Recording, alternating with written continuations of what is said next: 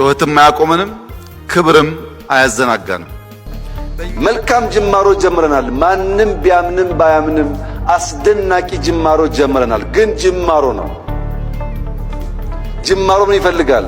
ኮንቲኒቲ ይፈልጋል። ልክ እንደ መደመር ሳይቆራረጥ መከወን አለበት።